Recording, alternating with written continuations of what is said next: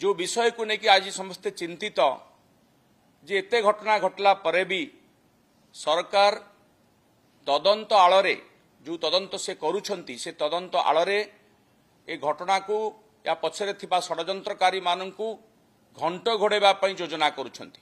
मु ए कथा एथि पई कहूची जो दिन तार मृत्यु हैला भोगरार विधायक भाव में मु दाबी करथिली जे घटनार विचार विभागीय तदंत करा जाऊ।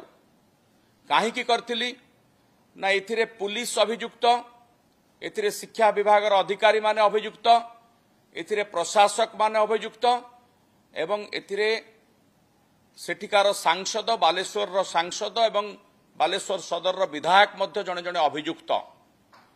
तो जते बेले अभियुक्त माने अछंती पुलिस तांकु केमती न्याय दब।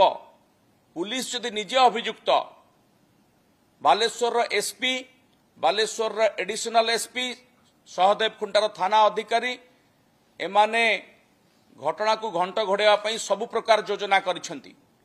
सौम्याश्री जेतेबेले सहदेव खुंटा थाना रे एतला दबाकू चाहिला मान्यवर सांसद प्रताप षडंगी घटना को बुझीदेवे कही ताकू स्टेशन डायरी दिया कराइले एवं पुलिस एभली गोटे संवेदनशील एभली गोटे अत्यंत गुरुत्वपूर्ण घटना को गुरुतर अभियोग को ग्रहण कला नाही।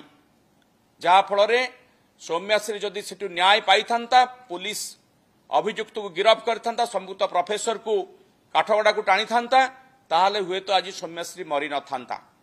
मु तो कहबी जे सौम्याश्री आत्माहुति देई नाही ताकू हत्या करा जायछि, योजनाबद्ध भाव हत्या करा जायछि।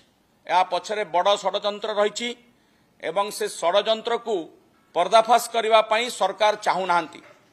काहेकि चाहू नांती ना जदि आर प्रकृत तदंत हब जो माने आज कुम्भीर कांदणा कांदुछंती, जो माने आज आसिकी लुह गड़ाउछंती सबको कांध दउछंती से माने बंधा हो जिवे जदि प्रकृत तदंत हब।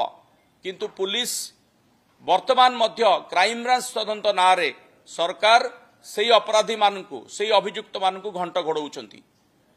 सेथिपाई आमे दाबी करथिलु जे क्राइम ब्रांच तदंत नुहे आर विचार विभागीय तदंत हबार आवश्यकता रही। हाईकोर्ट रो जने सिटिंग जज जरिया जदि तदंत करा जाए हुए तो सत्य पदा को आसीबो।